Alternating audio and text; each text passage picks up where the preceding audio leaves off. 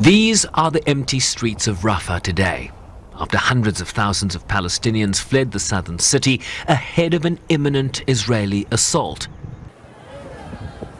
And amid a deepening humanitarian crisis, with warnings from the UN and its agencies that a full-scale invasion of Rafah would be catastrophic. I'm deeply distressed by the fast-deteriorating conditions in Gaza as Israeli forces intensify airstrikes on Jabalia and Beit Lahia in northern Gaza and in parts of central Gaza. At the same time, hundreds of thousands of Palestinians are fleeing Rafah after the Israeli Defense Forces ordered further evacuations from the southern city, leading afresh to massive displacement of an already profoundly traumatized population. I'm also concerned by reports of indiscriminate rocket fire from Gaza. Since 6 May, when the IDF issued an evacuation order to Palestinians in eastern Rafah, more than 278,000 people have been displaced. This includes people with disabilities, the chronically ill, older people, the injured, pregnant women, and many others who are physically unable to move without help.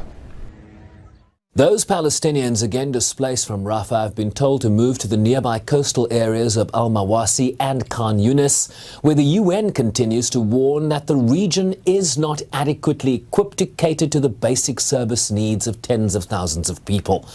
While the key aid lifeline into southern Gaza via the Rafah border crossing with Egypt has remained closed since Israel took control of the Gaza side of the border a week ago, as Israel argues that its limited operation in Rafah is focused on dismantling Hamas's military infrastructure there, including the tunnels.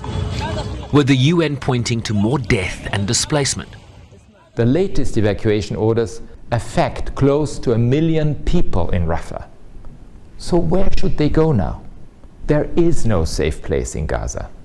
These exhausted, famished people, many of whom have been displaced many times already, have no good options. Other towns across Gaza, including Khan Yunis, which is supposed to receive those who are being displaced from Rafah right now, have already been reduced to rubble and remained under attack. These are not safe places. I've repeatedly expressed my alarm about the catastrophic impact of a possible full-scale offensive on Rafah, including the possibility of further atrocity crimes. I can see no way that the latest evacuation orders, much less a full assault in an area with an extremely dense presence of civilians, can be reconciled with the binding requirements of international humanitarian law and with the two sets of binding provisional measures ordered by the International Court of Justice.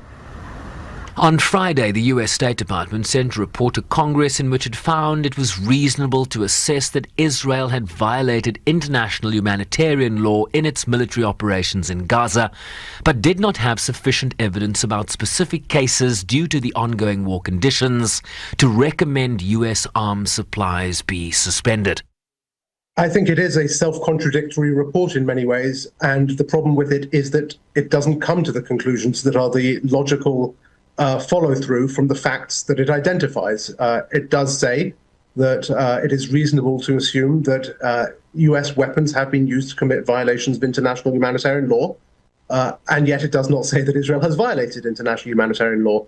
It does say that Israel has restricted humanitarian assistance into Gaza, and yet it says that currently Israel is not restricting US-funded humanitarian assistance in Gaza, which is an absurd thing to say, given that the IDF is at this moment closing and has closed for several days the Rafah crossing point, which is the main entry point for humanitarian assistance.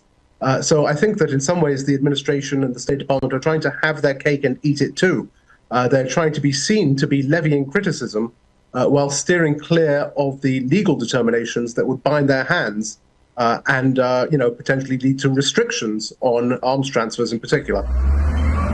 In a statement, the UN Security Council over the weekend expressed deep concern over reports of the discovery of mass graves in and around the Nasser and Al-Shifa medical facilities in Gaza and called for investigators to be allowed unimpeded access to conduct an immediate and independent investigation to establish the facts.